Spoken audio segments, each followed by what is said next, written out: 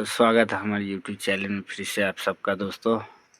जैसे कि आप देख सकते हैं ममता जी फिर से एक नए गीत लेके भजन लेके आ चुके हैं। अगर बढ़िया लगे तो लाइक शेयर एंड सब्सक्राइब और साथ में बेल आइकन ज़रूर दबाएं।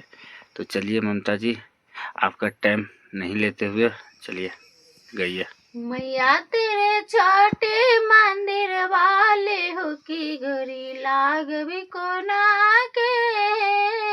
मैया तेरे छोटे मंदिर वाले हो की घड़ी लाग भी कोना के। गब कोना के मैया लाग भी कोना के। लाग भी कोना के मैया लाग भी कोना के। मैया के छोटे मंदिर वाले हुरी गोरे लाग भी कोना के। मैया के छोटे मंदिर वाले हुरी गोरे लाग भी कोना के।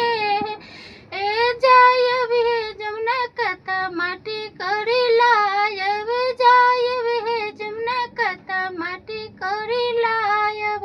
मैया के पीरी बनायब ले हुरी लागब कोना के। मैया के पीरी बन यबली हुरी गोरे लागब कोना के। मैया के छोटे मंदिर वाले हुरी गोरे लागब कोना के। मैया के छोटे मंदिर वाले हुरी गोरे लागब कोना के। लागब कोना के मैया लागब कोना के। लागब कोना के मैया लागब कोना। मैया के छोटे मंदिर वाले हुरी गोरे लागब कोना के। मैया के छोटे मंदिर वाले हुरी गोरे लागब कोना के। जायब गंगा कथा जल भरिला यब। जायब गंगा कथा जल भरिला यब। मैया के पीरी निभायब ले हुरी गोरे लागब कोना के। मैया के छोटे मंदिर वाले हुरी गोरे लागब कोना के।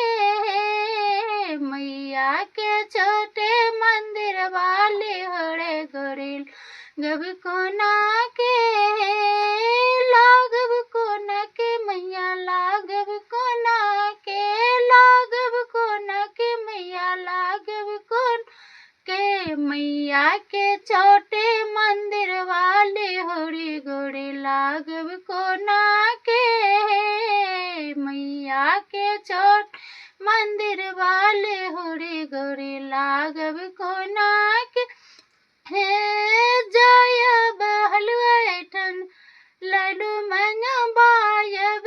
जायब हलवा ऐठन लड्डू मंगवायब। मैया के सिर पर चढ़ायब ले हुरी गोरी लागब कोना के। मैया के सिर पर चढ़ायब ले हुरी गोरी लागब कोना के। मैया के छोट मंदिर वाले हो की गोरी लागब कोना के।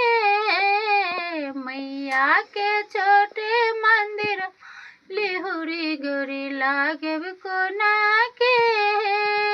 लागब कोना के मैया लागब कोना। लागब कोना के मैया लागब कोना के। मैया के छोटे मंदिर वाले हुरी गोरी लागब कोना